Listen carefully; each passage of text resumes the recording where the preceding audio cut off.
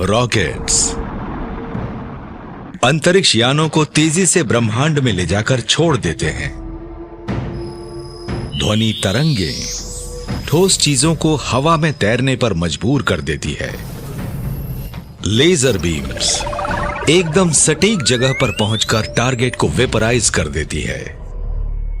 क्या ये मानव जाति की आधुनिक तकनीक के हैरत अंगेज उदाहरण हैं?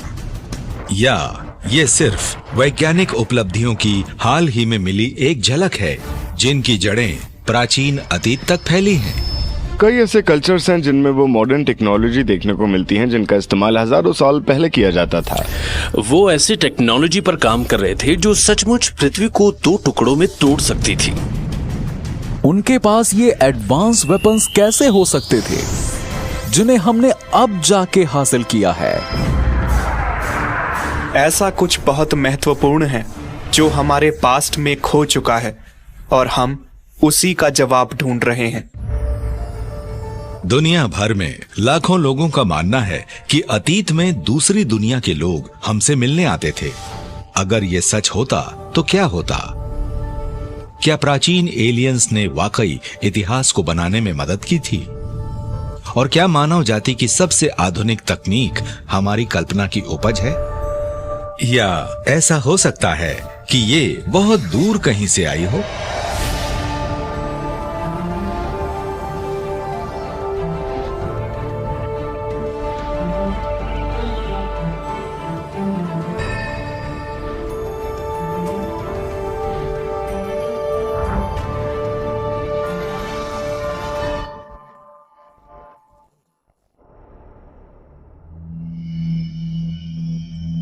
Alien take. 5 नवंबर 2005 की सुबह luxury cruise ship Seabourn Spirit को पता चला कि उस पर सोमालिया के तट के पास समुद्री डाकुओं ने हमला कर दिया है।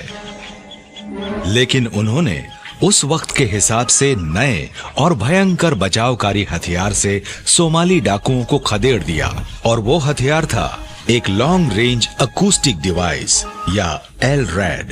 LRAD कॉरपोरेशन की बनाई हुई ये सोनिक डिवाइस जब किसी टारगेट पर फोकस करती थी तो वो कान को चीर देने वाली आवाज पैदा करती थी जो 150 डेसिबल तक जा सकती है, जिससे इंसान कुछ वक्त के लिए अंधा हो सकता है, उसे उल्टी जैसी फीलिंग हो सकती है, या वो हमेशा के लिए बहरा हो सकता है। यूएस आर्मी ने इराक में सोनिक वेपन्स इस्तेमाल किए थे। वो भीड़ को काबू करने में इसका इस्तेमाल करते थे। इसमें खास तरह की धीमी गड़गड़ाहट और सिग्नल होते हैं जो इंसान पर असर करते हैं, जिससे कि आप बीमार महसूस करते हैं। LRAD का इस्तेमाल फिलहाल पुलिस, मिलिट्री और प्राइवेट सिक्योरिटी में किया जाता है, और सोनिक वेपनरी में इसे सबसे बढ़िया माना जाता है। लेकिन क्या LRAD वाकई 21वीं सदी का आविष्कार है, या इस बात के सबूत मौजूद हैं कि प्राचीन काल में इसी तरह के ऑडियो वेपन्स थे? जेरूसलम से लगभग 27 किलोमीटर उत्तर पूर्व में जेरिको शहर के प्राचीन खंडहर हैं। यहां आर्कियोलॉजिस्ट को 9000 ईसा पूर्व पुरानी बस्तियों के सबूत मिले हैं। हिब्रू बाइबल के अनुसार माना जाता है कि जेरिको वो जगह है जहां ईश्वर ने मोसेस के उत्तराधिकारी जोशुआ से बात की थी और उन्हें निर्देश दिया था कि वो हर 6 दिन में एक बार 4 दीवारी वाले शहर के चारों तरफ मेढ़े के सींग लिए हुए 7 पुजारियों के साथ घूमें और उनके पीछे आर्क ऑफ द कवेनेंट लेकर चलें, यानी वो सोने का संदूक जिसमें 10 कमांडमेंट्स रखे रहते हैं। उसके बाद 7वें दिन ईश्वर के आदेशानुसार जोशुआ और इजरायलियों ने आखिरी बार शहर के चारों तरफ चक्कर लगाया, लेकिन इस बार उन्होंने मेढ़े की सींगों से बने बिगुल बजाए। जेरिको की दीवारें गिर गईं और शहर बर्बाद हो गया।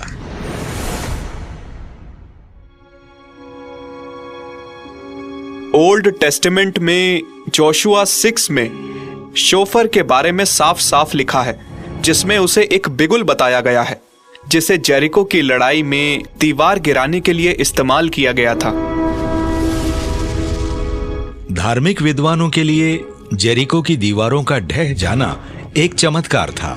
आज के ज्यादातर वैज्ञानिकों और इतिहासकारों के हिसाब से वो तबाही शायद भूकंप की वजह से आई थी। लेकिन क्या ऐसा हो सकता है कि इसकी वजह कुछ और हो? क्या इजरायलियों के पास एडवांस्ड साउंड वेव टेक्नोलॉजी हो सकती थी? अगर ऐसा है तो वो कहां से आई थी? बाइबल में जेरिको की दीवार गिराने की एक इंटरेस्टिंग कहानी है। आर्मी से ये कहा गया कि बार बार दीवारों के चक्कर लगाएं और आखिर में सींग से बने बिगुल बजाएं और दीवारें गिर गईं। और हमें पता है कि एक चीज थी, द आर्क ऑफ कॉवेनेंट। ये रहस्यमयी और पवित्र हमेशा से उनके साथ थी, जो इस घटना और जेरिको की दीवारें गिराने में शामिल थी।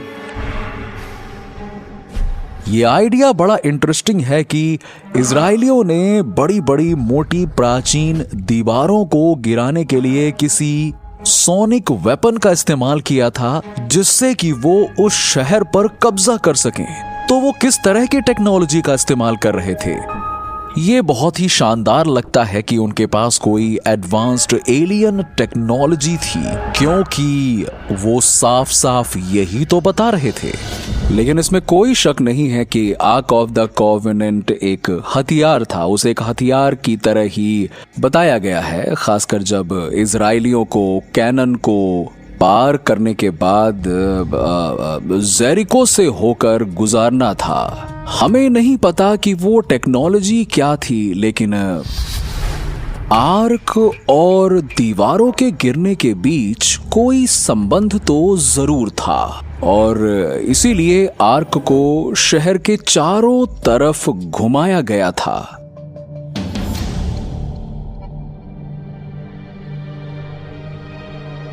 कई प्राचीन एस्ट्रोनॉट थियरिस्ट्स के मुताबिक मोजेस और इजरायलियों ने माउंट सिनाई में एनर्जी का एक सुपर नेचुरल सोर्स हासिल किया था। यह ताकतवर एनर्जी सोर्स बाद में आर्क ऑफ द कवेनेंट में रखा गया, और उसने जोशुआ के सींग वाले विगलो की आवाज तेज करके उन्हें एक शक्तिशाली वेपन बना दिया। जेरिको की लड़ाई को लेकर इंटरेस्टिंग बात यह है कि शोफार का ये खास इस्तेमाल बिल्कुल वैसा ही लगता है जैसा कि हम देखते हैं पार्टिकल बीम टेक्नोलॉजी में, डेथ रे टेक्नोलॉजी या थंडरबोल्ट टेक्नोलॉजी में। ये बिल्कुल ऐसा लगता है जैसे एक बार फिर हमारे पास एक एक्स्ट्रा टेरेस्ट्रियल टेक्नोलॉजी है जो प्राचीन लोगों के पास तैयार थी, जिसका इस्तेमाल वो जरूरत पड़ने पर मिलिट्री कैंपेन के लिए कर सकते थे। अगर इजरायलियों के पास कोई एडवांस्ड एक्स्ट्रा टेरेस्ट्रियल टेक्नोलॉजी रही भी हो, तो क्या मेढ़े की सींग से बने बिगुल की आवाज पत्थर की दीवारों को गिरा सकती थी? वैज्ञानिक और फॉर्मर एस्ट्रोनॉट प्रोफेसर टेलर वैंग के हिसाब से फिजिकल अकूस्टिक्स को लेकर हालिया रिसर्च बताती है कि ये एक अलग ही तरह की संभावना है। जेरिको की दीवार का टूटकर बिखरना, अगर कोई ऐसा कहता है कि ऐसा हुआ था अकूस्टिक की वजह से, साउंड की वजह से, तो उसके लिए दीवार में किसी तरह से गूंज पैदा होनी चाहिए थी। अब शायद पूरी दीवार में ना हो, लेकिन कुछ स्ट्रक्चर मटेरियल में जब गूंज उठती है तो वो काफी बड़े पैमाने पर कंपन होता है, और वो किसी भी चीज को लगभग पूरी तरह से खत्म कर सकता है, क्योंकि गूंज बहुत ज्यादा एनर्जी इकट्ठा करती है। तो आप बस उसे फीड करते चले जाइए और आखिर में वो सब कुछ चकनाचूर कर देगी। अगर आप ये जानना चाहते हैं कि आवाज कितनी पावरफुल होती है, तो आपको ये रियलाइज करना होगा कि साउंड बेसिकली एक प्रेशर वेव है, और जो खास प्रेशर वेव आप पैदा करते हैं वो उस चीज को जोड़ेगी या उस पर असर डालेगी जिसे आप खत्म करने की कोशिश कर रहे हैं। आप उसे बहुत पावरफुल बना सकते हैं क्योंकि आप उसे बहुत बढ़ा सकते हैं और साउंड में बहुत ज्यादा प्रेशर डाल सकते हैं। उसकी फ्रिक्वेंसी या कंपन इस हद तक बढ़ सकती है कि उसके बाद वो हमें साउंड की तरह सुनाई ही न दे, पर फिजिक्स के हिसाब से वो फिर भी साउंड होता है क्योंकि हवा में एक प्रेशर वेव की तरह होता है, इसलिए इसमें ज्यादा एनर्जी डालने से वो विनाशकारी हो सकता है। आप उसे एक पार्टिकल वेपन की तरह समझ सकते हैं क्योंकि आप इसमें हवा को घुमाते हैं और आपको ऐसी चीज चाहिए होती है जो साउंड पर फोकस करे और हमें पता होता है कि कैसे करना है। तो ये आपको साउंड के साथ एक डायरेक्टेड एनर्जी बीम देती है। लेकिन जैसा कि प्राचीन एस्ट्रोनॉट थियरिस्ट्स बताते हैं कि शुरुआती सभ्यता विनाशकारी मकसद के लिए आवाज की ताकत का इस्तेमाल कर सकती थी, तो क्या ऐसे भी सबूत मिल सकते हैं कि ऐसी तकनीक का इस्तेमाल और ज्यादा रचनात्मक चीजों के लिए भी किया गया होगा? क्या ये बड़े बड़े पत्थर के स्ट्रक्चर्स को एक्सप्लेन करने में मदद कर सकता है, जिनका कंस्ट्रक्शन सदियों से आज के वैज्ञानिकों को उलझन में डाले हुए है?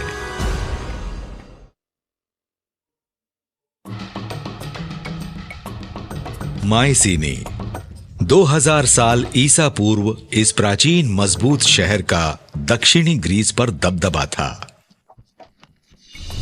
यहां किलेबंदी को जिस स्टाइल से बनाया गया था उसे साइक्लोपियन मैसनरी कहा जाता है, जिसमें बहुत बड़े बड़े लाइमस्टोन के पत्थरों को बिना गारे के एक साथ कसकर फिट किया गया था। शब्द साइक्लोपियन ये बताता है कि प्राचीन मिथकों के अनुसार ये माना जाता है कि इस मायसीनी की किलेबंदी दमदार एक आंख वाले विशालकाय लोगों का काम है, जिन्हें साइक्लोप्स कहा जाता था। जब आप ग्रीस में मायसीनी को देखते हैं तो आपको एक अलग ही सभ्यता नजर आती है। ये एक ऐसा शहर है जिसे देखकर लोग कहते हैं कि सिर्फ साइक्लोप्स ही इसे बना सकते थे। ये शायद संयोग नहीं था कि साइक्लोप्स एक मिथिकल क्रिएचर थे। तो हम वास्तव में इस बात का सामना करते हैं जो लोग कहते हैं कि इंसान इसे नहीं बना सकते, वो इंसानों से ऊपर या कोई और ही रहा होगा जिसने इन दीवारों को बनाया है। और जब आप ये देखते हैं कि कई टन पत्थरों को इस तरह से इस्तेमाल किया है जो तकरीबन ग्रेविटी को नकारते हैं, और मुझे लगता है कि इसलिए हमें कहना होगा कि मायसीन वाकई उन इंसानों के बस के बाहर की बात है जो ग्रीक हिस्ट्री के उस खास वक्त और उस पीरियड में हुआ करते थे। बताया जाता है कि मार्सेनी ग्रीस में एट्रियो का खजाना है और वहीं पर एक पत्थर है जिसे उस खजाने के एंट्रेंस के ऊपर रखा गया है, और उस पत्थर का वजन है करीब 250 टन, जो कि बहुत ज्यादा है। वो परफेक्ट है, देखकर यकीन नहीं होता। आज हमें उस चीज को इधर उधर ले जाने में बहुत मुश्किलें आएंगी। मैं ये नहीं कह रहा कि हम ऐसा कर नहीं सकते, हम ऐसा कर सकते हैं, बिल्कुल कर सकते हैं, लेकिन अगर ऐसा करने के लिए हमें आज की टेक्नोलॉजी के साथ भी मुश्किलें आती हैं, तो क्या ये कहना लॉजिकल होगा कि हमारे पूर्वजों ने ये काम किया होगा पिविट्स के सहारे या फिर रस्सियों और बड़े बड़े लकड़ी के रोलर्स के साथ? आप दुनिया भर के इन स्ट्रक्चर्स को देखिए, mines structure, pyramids, Greek temples, आप इन सब को देखिए। ये ब्लॉक सिर्फ बड़े ही नहीं हैं, बल्कि इन्हें किसी भी चीज से, यहाँ तक कि आज की हमारी सबसे अच्छी टेक्नोलॉजी से भी इधर उधर ले जाना नामुमकिन है। दुनिया भर की मेगालिथिक बिल्डिंग्स में एक बड़ा रहस्य है कि कई केसेस में वो इतने बड़े और भारी या ग्रेनाइट या बेसल्ट स्टोन से बने होते हैं कि बड़ी बड़ी क्रेन्स भी इनमें से कुछ पत्थरों को शायद ही उठा पाएं, जैसे कि लेबनान में बाल्बेक के पत्थर, जहां बड़े बड़े विशाल पत्थरों को देखकर तो आपका दिमाग ही चकरा जाता है, जो कुछ केसेस में तो 1000 टन से भी ज्यादा भारी होते हैं। लेकिन प्राचीन लोगों ने इतने बड़े बड़े स्ट्रक्चर्स कैसे बनाए होंगे? क्या ये पत्थर ऐसे लोग उठाकर ले गए थे जिनमें सुपर ह्यूमन वाली ताकत थी, या बनाने वालों के पास कोई एडवांस्ड, शायद एलियन टेक्नोलॉजी थी? प्राचीन एस्ट्रोनॉट थियरिस्ट्स के मुताबिक इसका पता लगाया जा सकता है फिजिक्स के नियमों का अध्ययन करके नहीं, बल्कि अकूस्टिक के इंटरडिसिप्लिनरी साइंस और अकूस्टिक लेविटेशन के सिद्धांत के जरिए। लेकिन अकूस्टिक लेविटेशंस एक और ऐसा तरीका है जिसमें हो सकता है कि एलियन सिविलाइजेशंस ने हमारे इतिहास को प्रभावित किया हो। और हाँ, इसके कुछ सबूत हैं, खासकर जब आप ऐसी कुछ रिसर्च को देखते हैं जो अकूस्टिक लेविटेशंस में यहाँ लैबोरेटरीज में की गई हैं।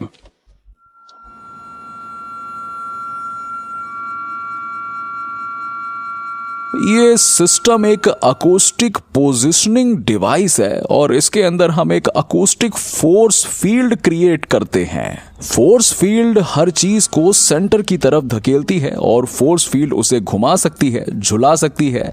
ये बॉल काफी हल्के मटेरियल की है, ये करीबन 10 ग्राम की है, उससे ज्यादा नहीं।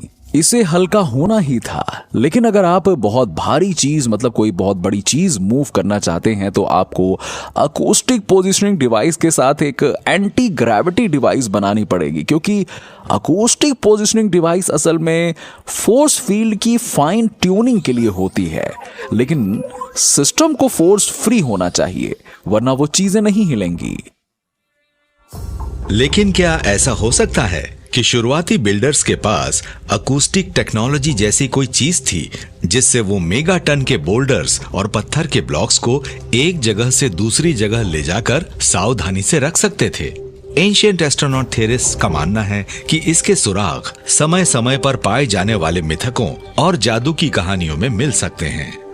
ऐसी कई प्राचीन कहानियां हैं जो बताती हैं कि कुछ मॉन्यूमेंट्स एकूस्टिक लेविटेशन की मदद से बनाए गए थे। स्टोनहेंज की लोकल कहानी ये बताती है कि उन बड़े पत्थरों को लेविटेशन के जरिए जादूगर मर्लिन के अलावा और कोई नहीं ले जा पाया था, क्योंकि ऐसा करना किसी आम इंसान के लिए पॉसिबल नहीं था।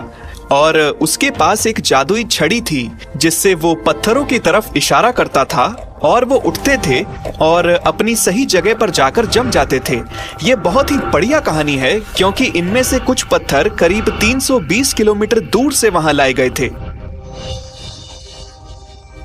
और सच कहूं तो प्राचीन कहानियां एक ब्रिज हैं हमारे लिए, यह पता लगाने के लिए कि हमारे पास्ट में क्या हुआ था। आवाज की ताकत से पत्थरों के लाए जाने की बहुत सारी कहानियां हैं। जब आप जादू की इन कहानियों को पढ़ते हैं तो वो दिलचस्प लगती हैं, जिसमें आप देखते हैं कि उन्हें मंत्र पढ़ने पड़ते थे। उन्हें मंत्रों के कुछ खास शब्दों का जाप करना पड़ता था। ऐसा लगता है जैसे कुछ वाइब्रेशनल फ्रीक्वेंसी फिजिकल एरिया में खास तरह का असर पैदा करती थी। मेरे हिसाब से तो ये बात बिल्कुल समझ में आती है कि किसी टेक्नोलॉजी का इस्तेमाल करना, जैसे कि जादू की छड़ी जो किसी एम्पलीफायर की तरह होगी। ऐसा हो ही नहीं सकता कि इंसान, यहाँ तक कि 1 लाख इंसान भी इस पत्थर को खींच पाए। उन्होंने ब्लॉक्स के चारों तरफ हाथ लगाकर एक्सपेरिमेंट किए, उसमें उतने हाथ लगा ही नहीं सकते। आप ब्लॉक्स को उठाने के लिए 2 लाख हाथ लगा ही नहीं सकते। और जब इतने सारे लोग मिलकर उसको लुढ़काते हैं तो मूव कैसे करेंगे? मुझे लगता है कि टेक्नोलॉजी का आवाज के साथ कुछ तो लेना देना था और वो उसमें थोड़ी सी एंटी ग्रेविटी लाकर आए और उन्हें अपनी सही जगह पर ले जाकर रख दिया। लेकिन क्या एंशिएंट एलियंस ने एंटी ग्रेविटी और सोनिक लेविटेशन टेक्नोलॉजी का इस्तेमाल करके दुनिया के प्राचीन अजूबों को बनाने में शुरुआती इंसानों की मदद की थी? देखिए, कुछ भी हो सकता है।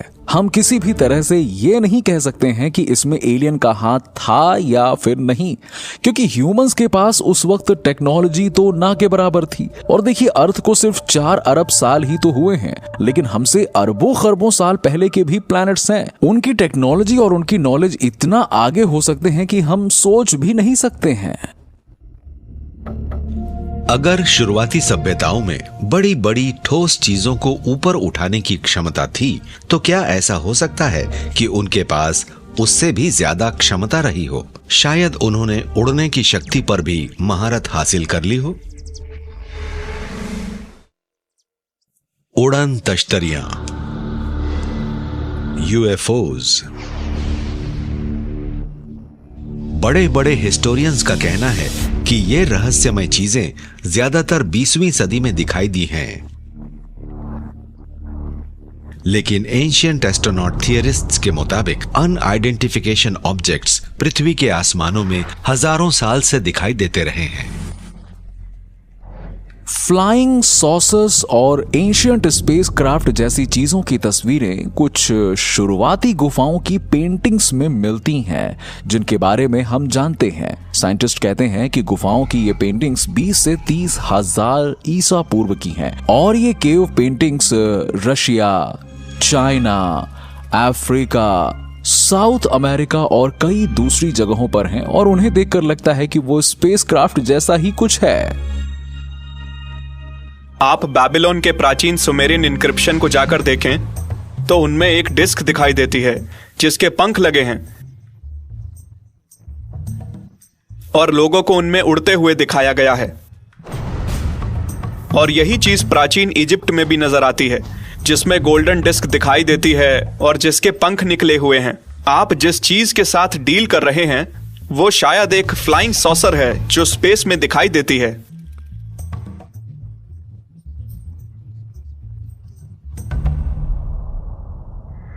ग्वाटेमाला सेंट्रल अमेरिका के बड़े बड़े स्कॉलर्स और आर्कियोलॉजिस्ट्स के मुताबिक इस इलाके में इंसानों की सबसे पुरानी बस्तियां 14,000 साल से भी पहले की हैं।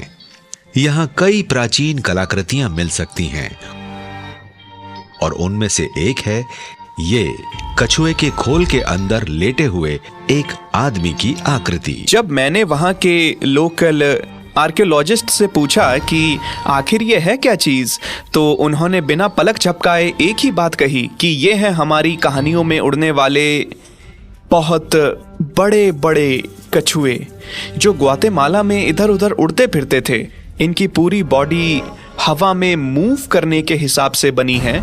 इस कछुए के शरीर से बाहर निकले हुए अंगों को एक एरोडायनेमिक फैशन में शरीर से सटाकर दबाया गया है और अगर आप इसे ध्यान से देखें तो ये आज के ज़माने के फाइटर पायलट ग्लासेस या गॉगल्स जैसा लगता है।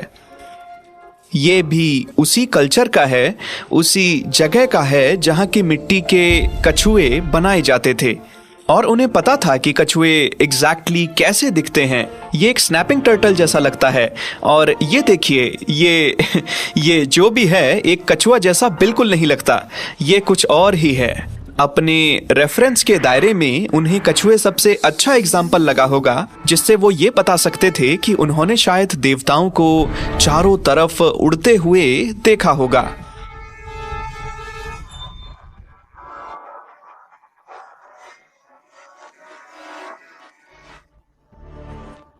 आधी दुनिया घूमने के बाद 329 ईसा पूर्व ग्रीक के महान शासक सिकंदर ने भारत पर आक्रमण करने का प्लान बनाया था, लेकिन प्राचीन लेखों के अनुसार आसमान से हुए एक अजीब से हमले ने उसकी सेना को नाकाम कर दिया।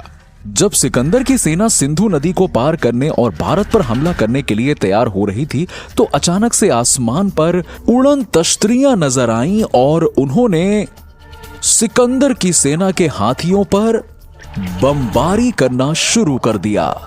और फिर उन उड़न तश्तरियों ने जो किया उससे सिकंदर की अपनी सेना के हाथियों में भगदड़ मच गई और फिर वो उसकी सेना में बेकाबू होकर दौड़ पड़े और फिर उन्होंने कैंप्स और बाकी सब चीजों को कुचल डाला। और फिर उसके बाद सिकंदर के जनरल्स सिकंदर से मिले और उन्होंने कहा कि हम भारत नहीं जाने वाले, हमने सोच लिया है कि बस हम वापस लौट जाएंगे और इस वॉर कैंपेन को बंद कर देंगे। लेकिन चाहे प्राचीन काल में हो या हाल ही में, इन उड़न तश्तरियों को लेकर अक्सर यही कहा गया है कि इन पर ग्रेविटी या फिजिक्स के बुनियादी नियमों का असर नहीं पड़ता है। मैं जानता हूं कि जिन लोगों ने आज के जमाने में एक्स्ट्रा टेरेस्ट्रियल व्हीकल देखे हैं उनका कहना है कि दुनिया में ऐसा कैसे हो सकता है, जैसे कि आसमान में घूमते हैं और ये 32,000 किलोमीटर प्रति घंटे की रफ्तार से चलते हैं और रफ्तार कम किए बिना दाहिने हाथ की तरफ मुड़ जाते हैं। ये किया ही नहीं जा सकता नॉर्मल एरोडायनेमिक्स इस्तेमाल करके।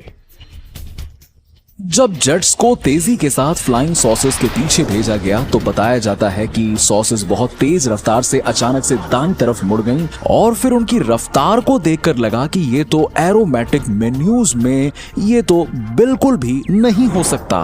और इसे इस तरह से समझाया जा सकता है कि वो लोग किसी ऐसी टेक्नोलॉजी का इस्तेमाल करते हैं जिससे ग्रेविटी कंट्रोल कह सकते हैं। ये आर्टिफिशियल ग्रेविटी होती है। तो जब आप एक ग्रेविटेशनल फील्ड के अंदर होते हैं जो आपने अपने क्राफ्ट के चारों तरफ खुद बनाई हो, तो पृथ्वी की ग्रेविटी का आप पर कोई असर नहीं पड़ता। वैसे ग्रेविटी को मैनिपुलेट करके एयरक्राफ्ट को आगे बढ़ाना आज की टेक्नोलॉजी के बस के बाहर है।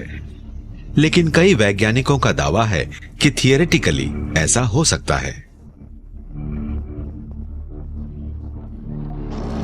डेविस कैलिफोर्निया में इन्वेंटर डॉक्टर पॉल मॉलर ने न्यू एरा नाम के एक रिक्रिएशनल फ्लाइंग व्हीकल के साथ रियल लाइफ साइंस की सीमाओं को टेस्ट किया। न्यू एरा उड़ने वाली एक बड़ी सिंपल डिवाइस है। इसमें 8 लिफ्टिंग डक्टेड फैन है, जैसा कि हम उन्हें कहते हैं। हर फैन उसके अपने इंजन से चलता है। इस तरह के राउंड शेप का एक बड़ा फायदा ये है कि व्हीकल की स्किन में ही स्ट्रेंथ मिल जाती है, जैसा कि बीटल के शेल में होता है, और इससे बहुत ही स्ट्रॉन्ग डिजाइन मिलता है। एयर फ्रेम जो इस व्हीकल के बगल में रखा है, जो इसी के जैसा है, ये सिर्फ 34 किलो का है, जो कमाल की बात है। आपको 34 किलो के शेल में एक पूरा एयर फ्रेम मिल जाता है, जो करीब 680 किलो वजन उठा सकता है। लेकिन क्या डिस्क के आकार की चीज के अंदर डिजाइन की गई ताकत ग्रेविटी पर हावी हो सकती है? और क्या फ्लाइंग सॉसर की बढ़ती हुई साइटिंग्स ये बताती हैं कि एंटी ग्रेविटी टेक्नोलॉजी और बाहरी दुनिया से आने वाले लोगों में कोई संबंध है? ग्रेविटी आज फिजिक्स में सबसे अननोन फोर्सेस में से एक है, और जब हम इसे समझ जाएंगे तो खुद को इससे बचाने का कोई तरीका ढूंढ पाएंगे, या कोई डिवाइस, कोई मेथड निकाल पाएंगे इलेक्ट्रोमैग्नेटिकली, या आज से कहीं ज्यादा नॉलेज के साथ, जहां हम इसे व्हीकल के ऑपरेशंस के अंदर ही खत्म कर सकें।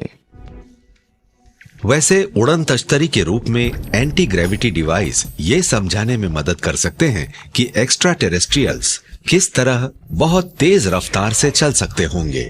दरअसल इसमें इंटरप्लैनेटरी ट्रांसपोर्टेशन का एक और साधन है, और ये एक ऐसी चीज है जिसे इंसान और शायद एलियंस सदियों से इस्तेमाल कर पाते होंगे, रॉकेट्स की भयंकर शक्ति।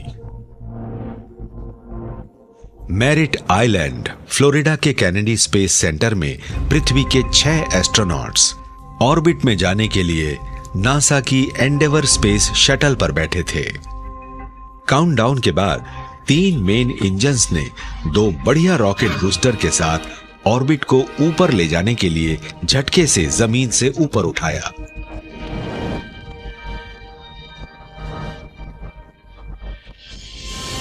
मैं तो सबसे कहता हूं कि एक दिन किसी रॉकेट लॉन्च का हिस्सा बने, क्योंकि ये जिंदगी बदल देने वाला मोमेंट होता है।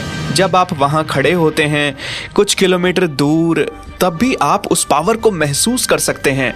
जब रॉकेट स्पेस में जाने के लिए उड़ता है, आपके पेट में गुड़गुड़ाहट होती है, वाइब्रेशन होता है, और आपको तेज आवाज सुनाई देती है, और वो बड़ा शानदार और कमाल का नजारा होता है।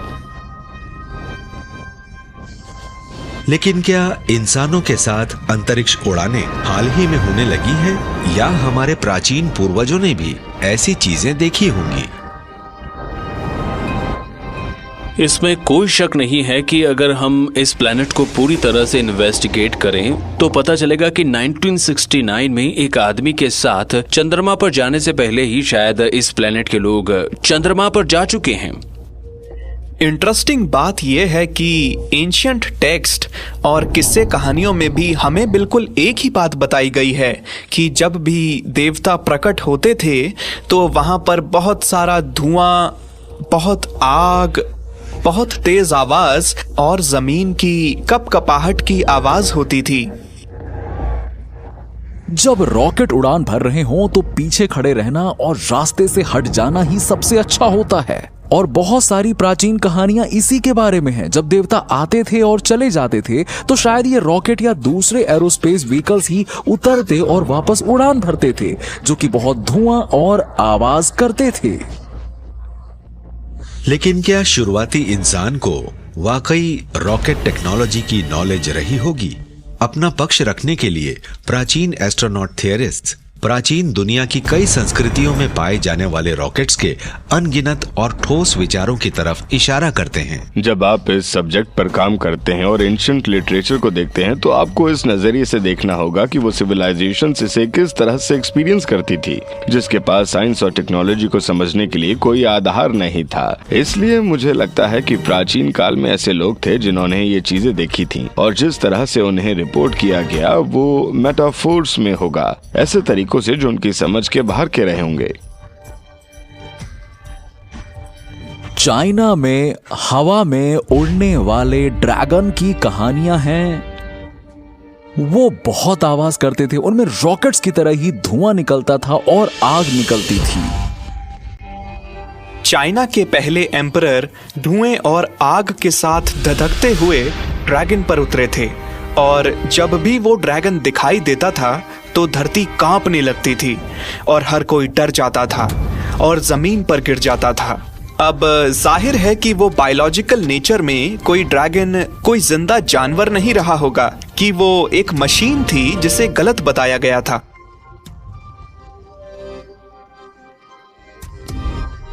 अगर आप ग्रीक देवताओं को देखें तो उन सबको आग के रथों पर उड़ते हुए बताया है। मेरे हिसाब से तो वो आग का रथ रॉकेट जैसा कुछ रहा होगा, शायद उसके पीछे से आग निकल रही होगी जब वो एंशिएंट ग्रीस में कहीं उतरा होगा। ओल्ड टेस्टामेंट में चमकती हुई भट्टी के बारे में लिखा है जो आसमान से उतरी थी और कभी कभी उस चमकती हुई भट्टी को अग्नि रथ या फिर देवताओं की शान भी बताया गया है।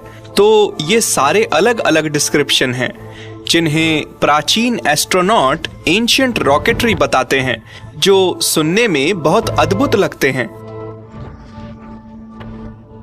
5000 से 2000 ईसा पूर्व तक दक्षिणी मेसोपोटामिया में सुमेरियंस रहते थे, जो बहुत एडवांस्ड सिविलाइजेशन थी, जिन्हें सबसे पहले एस्ट्रोनॉमर्स में से एक माना जाता है। इतिहास में लिखी सबसे पुरानी कहानियों में से एक माने जाने वाली एपिक ऑफ गिलगमेश में देवता अनु से मिलने के लिए एक आदमी के स्वर्ग में जाने की कहानी है। गिलगमेश एपिक जो सुमेरियन के जमाने का है, जिसमें एक जगह लिखा है कि हीरो गिलगमेश पृथ्वी से ऊपर उड़ा और उसने बताया कि ऊपर से पृथ्वी कैसी दिखती है। बढ़िया है, ये पहली उड़ान की पुरानी कहानी है। जिस सबसे प्राचीन सभ्यता का हमारे पास रिकॉर्ड है वो है सुमेरियन कल्चर, और उसमें एक चीज बताई गई है जिसका नाम है शैम। ये शैम देखने में बहुत हद तक आज के जमाने के स्पेस कैप्सूल जैसा है, जिसे हम रॉकेट के ऊपर रखते हैं। पुजारी देवताओं से बात करने के लिए इस शैम के अंदर जाते थे, या कभी कोई इंसान स्वर्ग में जाता और वापस आता था। तो ये बड़ा इंटरेस्टिंग टर्म है जिसे 3800 ईसा पूर्व के कल्चर में इस्तेमाल किया गया था, और ये बहुत हद तक आज के रॉकेट के डिस्क्रिप्शन के साथ मेल खाता है। क्या शुरुआती इंसान के पास वाकई इतनी बढ़िया समझ रही होगी जिसे आज हम रॉकेट प्रोपल्शन कहते हैं? पहली शताब्दी ईस्वी में औद्योगिक क्रांति से लगभग 2000 साल पहले हीरो नाम के एक ग्रीक मैथमेटिशियन और इंजीनियर ने भाप से चलने वाला एक इंजन बनाया जिसे उन्होंने नाम दिया ईलोपाइल। प्राचीन दुनिया के एक महान आविष्कारक अलेक्जेंड्रिया के मशहूर हीरो थे, जिन्होंने हर तरह की चीजों का आविष्कार किया और एक ऐसी चीज का आविष्कार किया जिसे हम रॉकेट टाइप मोटर कह सकते हैं। और सच में कुछ इसी तरह से रॉकेट टेक्नोलॉजी की शुरुआत हुई, और हमें नहीं पता कि हीरो को ऐसे कई आइडियाज कहां से मिले। हो सकता है कि एलियन से आए हों। टिंडल विजन लेबोरेटरी के फाउंडर जॉन रॉबर्ट टिंडल ने हीरो के ईलोपाइल को एक छोटे पैमाने पर बनाकर चलाया। अब कन्वेंशनल स्टीम इंजन के बारे में हमें लगता है कि उसमें पिस्टन होते थे जो उसे पावर देते थे, लेकिन ईलोपाइल में ये अपोजिंग जेट्स इस्तेमाल किए गए हैं। तो ये एक थ्रस्ट पैदा करता है, और ये थ्रस्ट एक रॉकेट जैसा नहीं होता जो उसे झटके से ऊपर ले जाता है, बल्कि उसे घुमाता है, और उसमें जो स्टीम टर्बाइन होते हैं वो उसे तेजी से घुमाते हैं। ये बिल्कुल वैसे काम करता है जैसे इसने 1st सेंचुरी एडी में किया था। इसे आमतौर पर पहला वर्किंग स्टीम इंजन माना जाता है। ये पिस्टन वाले क्लासिक स्टीम इंजन की बजाय एक टरबाइन की तरह काम करता है, लेकिन ये बहुत खास है क्योंकि ये लेता है कंप्रेस्ड गैस और उसे एनर्जी में बदल देता है। वाओ, इसमें बहुत एनर्जी है। स्टीम। हीरो का स्टीम रॉकेट इंजन ईलोपाइल का अनुवाद है the ball of Aeolus. Greek mythology में इयोलस हवाओं के देवता थे। क्या ऐसा हो सकता है कि हीरो ने अपने आविष्कार के लिए देवताओं की कहानियों से प्रेरणा ली हो, जैसे वो कहानियां जो होमर के द ओडिसी में पाई जाती हैं? या हो सकता है उन्हें खुद देवताओं ने मदद की हो? कुछ लोगों का कहना है कि इसमें एलियंस का हाथ था। एलियंस ने उन्हें ये मशीन बनाना सिखाया था, लेकिन मुझे ये आइडिया ज्यादा सही लगता है कि वो पिछली पीढ़ियों के पुराने टेक्स्ट को देखते थे और इसे कैसे बनाया जाए इसका आइडिया उन्हें एक्स्ट्रा टेरेस्ट्रियल से मिला था, लेकिन वो उनसे बहुत पहले के थे और वो टेक्स्ट उनके हाथ लग गए थे और इसके बाद उन्होंने कई सारी चीजें बनाई जो टेक्स्ट उन्हें मिले थे उनकी मदद से। लेकिन क्या प्राचीन लेखों और कहानियों में पाए गए रॉकेट और दूसरी दुनिया के डिवाइस इस बात का सबूत देते हैं कि बहुत पहले एक्स्ट्रा टेरेस्ट्रियल्स देखे गए थे? शायद इसका जवाब एक अलग ही जगह पर मिल जाएगा, यूएस मिलिट्री के हाथों में। मई 2010 में कैलिफोर्निया के तट से दूर यूएस नेवी ने एक गुप्त परीक्षण के दौरान एक पावरफुल नए हथियार से एक हवाई ड्रोन को मार गिराया जिसमें कोई इंसान नहीं था। एक लड़ाकू जहाज से गोलाबारी करते हुए लगभग 3.25 किलोमीटर की दूरी पर एक तेज लेजर एनर्जी वाली किरण करीब 480 किलोमीटर प्रति घंटे की रफ्तार से चलने वाले टारगेट को जलाती हुई निकल गई। लेकिन क्या ऐसा हो सकता है कि डेथ रेज कहलाने वाली किरणों का इस्तेमाल पहले भी किया गया हो, शायद प्राचीन काल में? मुझे पूरा यकीन है कि पहले कभी पृथ्वी पर एडवांस सिविलाइजेशंस रही हैं जिनमें ऐसी चीजें थीं जिन्हें डेथ रे कहा जाता था। इसका इस्तेमाल एक हथियार की तरह किया जाता था या इसे इस्तेमाल करते हुए देखा गया था, ये बहुत खुला सवाल है। 2014 ईसा पूर्व में सिसिलियन शहर सिरक्यूज में रहने वाले ग्रीक्स रोमन लड़ाकू जहाजों के एक दस्ते से हमले की तैयारी कर रहे थे। हालांकि वो अपनी से बड़ी सेना से कम थे, लेकिन प्राचीन लेख बताते हैं कि सिरक्यूज को एक रहस्यमयी और ताकतवर नए हथियार ने बचाया था। शायद सबसे मशहूर प्राचीन डेथ रे वो थी जिसे ग्रीक इन्वेंटर आर्किमिडीज ने बनाया था। वो इस बड़े से मिरर और पैराबोलिक डिस्क को बनाकर सूर्य की किरणों को जहाजी दस्ते पर फोकस करके इन जहाजों को जला सकते थे। तो ये प्रिमिटिव टाइप की डेथ रे थी जो काम करती थी। लेकिन आर्किमिडीज ने एक कभी ना हारने वाले हथियार की कल्पना कैसे की होगी जो उस वक्त की किसी भी चीज से ज्यादा एडवांस थी? रिसर्चर्स बताते हैं कि आविष्कारक ने सिरक्यूज की लड़ाई से लगभग 600 साल पहले लिखे गए ग्रीक मिथकों से प्रेरणा ली होगी। मिथकों में उन देवताओं की कहानियां बताई गईं जो बेहद विनाशकारी कॉस्मिक वेपन्स लहराते थे। अगर आप ग्रीक ट्रेडिशन में देखें तो उसमें ज़्यूस के थंडरबोल्ट के बारे में साफ बताया गया है, जिसे वो उन लोगों की तरफ या दूसरी चीजों की तरफ पॉइंट करते थे जिन्हें वो विस्फोट से मारना चाहते थे। बटन दबाया और जैसा उन्होंने बताया है कि उनमें से बिजली निकलती थी और भयानक विस्फोट करती थी। जब ज़्यूस जैसे देवता गड़गड़ाहट और बिजली की चमक के साथ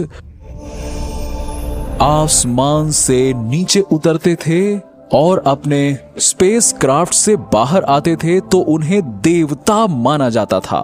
इन एंशिएंट एलियंस के पास गजब की टेक्नोलॉजी थी, ऐसी टेक्नोलॉजी जो हमारे प्रिमिटिव एंसेस्टर्स को जादू की तरह लगती होंगी। इसलिए जब ये लोग आसमान से उतरे और उनके पास एडवांस्ड एनर्जी वेपन्स थे तो वो हमारे एंशिएंट एंसेस्टर्स के लिए देवताओं की तरह थे। इससे कोई फर्क नहीं पड़ता कि आप कहां जाते हैं, लेकिन देवता हमेशा एक कंट्रोल्ड वे में गड़गड़ाहट और बिजली पैदा कर सकते थे।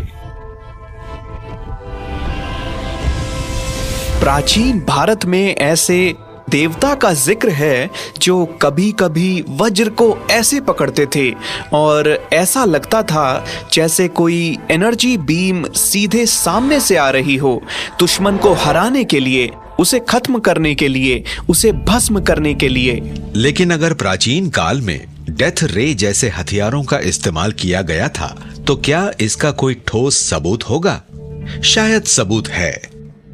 यहाँ स्कॉटिश ग्रामीण इलाकों में कई प्राचीन खंडहर फैले हुए हैं। ऐसा लगता है जैसे हजारों साल पहले यहाँ कई किले और पुरानी दीवारों से घिरी जमीनें थीं। ऐसा लगता है कि ये इतनी तेज आग और गर्मी के संपर्क में आए थे कि पत्थर के स्ट्रक्चर्स कांच में बदल गए। ये एक ऐसी प्रक्रिया है जिसे विज्ञान की भाषा में विट्रिफिकेशन कहा जाता है। यहाँ ये पत्थर की बिल्डिंग है जिनके बाहर के एनालिसिस से पता चलता है कि इन्हें लगभग 1000 डिग्री सेल्सियस से ज्यादा टेम्परेचर पर गर्म किया गया था। कन्वेंशनल फायर इतनी गर्मी तक नहीं पहुंच सकती, इसके लिए आपको 1000 डिग्री सेल्सियस पर एक लंबे समय तक लगातार जलाना पड़ेगा। और ऐसा क्यों है कि सिर्फ यही किले इस तरह से जले हैं जिससे ये बाहर से मिट्टी के बर्तनों की तरह चमकते हैं? ऐसा क्यों है कि ये चीजें आपको इसके आसपास के पत्थरों पर दिखाई नहीं देती? और इससे भी इंटरेस्टिंग बात यह है कि ऐसा क्यों है कि इनमें से कई नॉर्दर्न स्कॉटलैंड के इस छोटे से इलाके में ही जमा हैं। मुझे लगता है कि ये इस बात का साफ सबूत है कि यहाँ डेथ रेस का इस्तेमाल किया गया है। केल्टिक की कहानी के अनुसार एक बार लू नाम का एक देवता था जिसे चमकने वाला देवता, सूर्य देव और युद्ध का देवता भी कहा जाता था। ग्रीक गॉड ज़्यूस की तरह लू के बारे में भी कहा जाता था कि वो एक जादुई भाला चलाते थे जो उनके साथ के ग्रीक देवता के वज्र से अलग नहीं था। हमारे पास ऐसे देवताओं की कई कहानियां हैं जो पावरफुल थे, जिनके पास ऐसे हथियार थे जो उनके वक्त में एक्स्ट्रा ऑर्डिनरी लगते थे। एक महान सेल्टिक देवता थे लूग, जिनके पास एक भाला था जो आग और बिजली उगल सकता था और बहुत नुकसान कर सकता था। ये एक शानदार हथियार था। एक बात तो साफ है कि वो किसी भी सिचुएशन में चल जाए तो किसी पर भी हावी हो सकता था। जब युद्ध नजदीक आ जाता था तो लू अपना भाला निकालते थे और वो भाला गरजता था और फिर उसमें से आग की लपटें निकलती थीं और वो दुश्मनों को चीर डालता था और मार काट करने से कभी थकता नहीं था। वो एक कमाल का हथियार था। तबाही का हथियार। मतलब हम और किस तरह से उन तमाम विट्रीफाइड किलों को एक्सप्लेन कर सकते हैं जिनके पत्थरों की सतह कांच की तरह चिकनी है और ये धब्बे सिर्फ नॉर्दर्न स्कॉटलैंड के बहुत घने इलाकों में पाए जाते हैं और कहीं नहीं। और ये सोचने वाली बात है। क्या ऐसा हो सकता है कि केल्टिक कहानियां जिसे लू बता रही हैं वो असल में एक एलियन जनरल या कोई दूसरा एक्स्ट्रा टेरेस्ट्रियल लीडर हो जिसके पास विनाशकारी हथियार थे? सोफेस्टिकेटेड हथियारों के ये सारे डिस्क्रिप्शन तकरीबन साइंस फिक्शन जैसे लगते हैं, लेकिन क्या सच में ऐसा है? क्योंकि वो हथियार आज हमारे पास हैं और मुझे लगता है कि ये सिर्फ इतिहास को दोहराया गया है कि आज हमारे पास जो कुछ भी है वो सब आज से हजारों साल पहले भी मौजूद था और हमारा अतीत कोई साइंस फिक्शन नहीं है बल्कि सच्चाई है, साइंस की सच्चाई। घातक laser beams, acoustic levitation, anti gravity. क्या ये ऐसी टेक्नोलॉजीज हो सकते हैं जिन्हें प्राचीन सभ्यताओं ने देखा हो और यहां तक कि इस्तेमाल भी किया हो?